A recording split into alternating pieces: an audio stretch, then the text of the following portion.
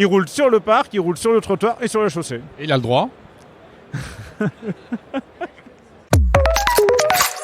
Bonjour Arnaud Laine. Bonjour. Nous sommes sur le centre de Carrefour à Vivatech. Vous représentez Carrefour Belgique. La Belgique où vous testez un petit robot, enfin des petits robots. Trois petits robots. On va commencer par celui qui est à côté de nous. Là, c'est un petit robot livreur. On voit ça un peu aux États-Unis, un peu en Asie. Est-ce que ça veut dire que ces petits robots de livraison commencent à arriver en Europe ?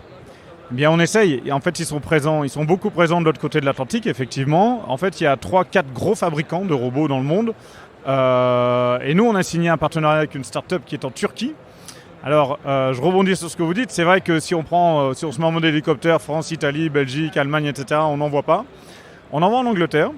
On en voit en Estonie aussi, qui est toujours un petit peu à part. Hein. Toujours un peu en avance. Voilà, toujours un peu en avance.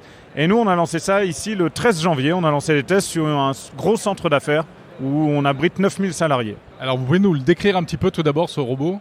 Alors le robot, pour le décrire, c'est on va dire comme un gros caddie, un petit caddie, dans lequel on peut y mettre, on va dire, maximum 20 kg.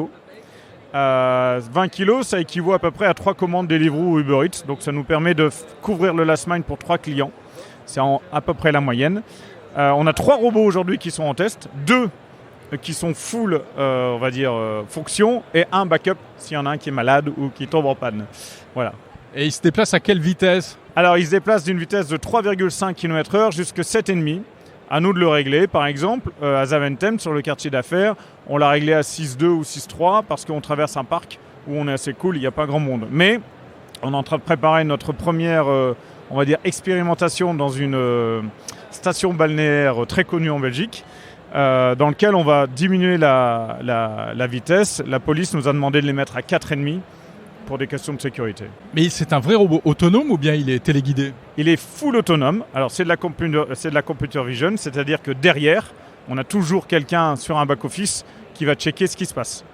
Par les caméras, etc. à distance. Exactement. Il est équipé de 8 caméras. Il est équipé de sensors pour éviter de croiser un piéton ou un vélo ou autre. Donc il va s'arrêter comme votre voiture aujourd'hui qui est bien souvent équipée de ce système. Mais par contre, nous, lorsqu'on fait le mapping, je vais vous expliquer, le mapping de Zaventem, ça nous a pris 10 jours pour faire un mapping qui fait 400 mètres sur 300 mètres. Cartographie. Exactement, une cartographie, voilà. Et donc on a fait cette cartographie avec différents points GPS et on a mis des points un peu plus sensibles. C'est quoi un point sensible ? C'est lorsque le robot sort du parc et qu'il doit traverser un axe routier fréquenté par des bus qui vont jusqu'à l'aéroport. Là, c'est un peu plus sensible. Et donc, pour être tout à fait transparent avec vous, on a quelqu'un derrière l'écran qui va checker que tout va bien, quoi, et qui peut prendre le relais si jamais il y a un souci. Mais attendez, il roule sur le trottoir ou sur la chaussée ? Il roule sur le parc, il roule sur le trottoir et sur la chaussée. Et il a le droit ? Oui, il a le droit. On est sur un espace que je vous ai... J'aime beaucoup votre rire à cette question. Mais oui, je ne m'attendais pas à ça. C'est autorisé ou c'est juste toléré pour l'instant ? Pour l'instant, c'est toléré. Il n'y a pas de cadre législatif réel là-dessus. Par exemple, on est en train de construire une expérience pour cet été sur une zone, sur une station balnéaire, comme je vous le disais juste avant. Et donc, on travaille avec les pompiers, parce que les pompiers ont en tête un véhicule de marque américaine que vous connaissez très bien, qui peut brûler de temps en temps ou même exploser. Donc, ils ont un peu peur de ça, ils ont ça en tête. Donc, nous, on doit travailler avec la police, avec les autorités communales. Et on se sert de cette expérience pour, on va dire, sans prétention... surdimensionné, écrire un début de cadre législatif. La question quand même par rapport à ces petits robots, c'est celle de l'acceptation par les gens. Est-ce que c'est accepté par le public ? Est-ce que ça fait pas l'objet de vandalisme, etc. Alors, on a 0 vandalisme. Moi, je suis très surpris de la réaction du public. Pour être clair avec vous, j'avais aussi cette appréhension. Je me dis comment on va réagir. Et on a eu la petite idée, comme vous le voyez ici, de mettre un prénom sur les robots. Ils ont tous les 3 un prénom. C'est stupide, mais c'est comme ça. Donc Natacha, Loulou et Nono. Et on leur a mis des yeux. Et c'est juste effarant le nombre de selfies et le nombre qu'on voit à longueur de journée. Et vous pensez que ça suffit à désarçonner les oppositions ?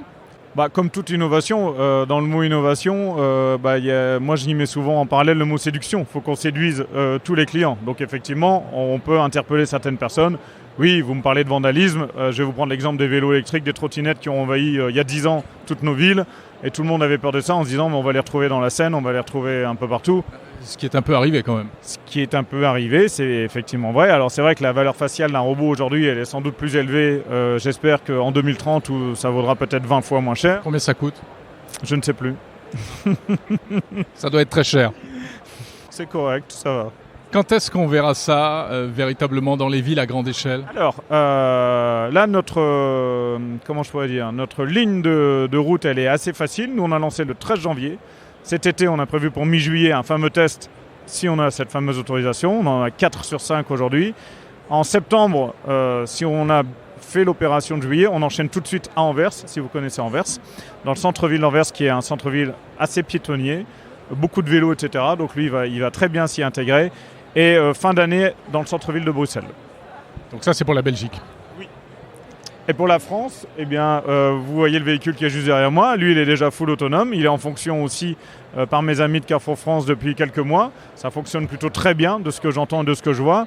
Donc ça peut être un deuxième relais parce que le véhicule qui est derrière, il sert pour livrer les grosses courses, on va dire. Alors, on va le décrire, c'est une camionnette avec des box, enfin avec des casiers codés, et le véhicule lui-même est autonome. Le véhicule lui-même est autonome, vous passez vos courses sur carrefour.fr, comme classiquement on va dire. Donc commande drive, vous achetez tout ce que vous voulez. Les casiers qui sont à l'arrière, en fait, comme le véhicule est full autonome, il n'y a aucun personnel forcément dedans. Il s'arrête à un instant, on va dire à un point bien défini, devant l'université de je ne sais pas où. Là, vous déverrouillez votre code, vous avez reçu un code par SMS ou WhatsApp ou autre, vous déverrouillez le code, vous ouvrez, vous prenez votre commande et le véhicule repart. Ah, c'est quand même moins sympa que le livreur qui monte mes courses à l'étage, avec qui j'échange 3 mots, et qui fait plus que le dernier kilomètre, il fait les derniers mètres. C'est complémentaire. C'est complémentaire, je pense. Moi, j'habite plus en France depuis longtemps, donc je vous avoue que l'expérience Carrefour Drive, je la connais pas par cœur. Elle est pas mauvaise. Non, j'espère bien, j'espère bien. Mais je suis pas certain que aujourd'hui, par exemple, vous allez trouver facilement un livreur à 21h ou 22h. Donc, comme je vous disais tout au début, pour moi, c'est complémentaire. L'expérience, que ce soit véhicule autonome, du last mile pur, comme je vous ai montré juste derrière vous, ou ce véhicule qui est ici, va venir peut-être couvrir des amplitudes horaires sur lesquelles, humainement parlant, on n'est pas présent, ou des jours fériés, ou des jours, etc. Donc c'est vraiment en addition de ce qui existe aujourd'hui. Parce qu'en plus, il ne peut pas passer partout, il ne peut pas descendre les escaliers, les trottoirs dans les villes. Alors, Nono, Loulou et Natacha descendent 2 marches, ce qui est quand même déjà pas mal. Ils roulent dans la neige, puisqu'on a eu un peu de neige cet hiver, mais effectivement, il ne peut pas prendre l'ascenseur tout seul, etc. Ça, c'est sûr et certain. Bon, c'est déjà pas mal, c'est un début. Merci beaucoup, Arnaud Laine de Carrefour Belgique.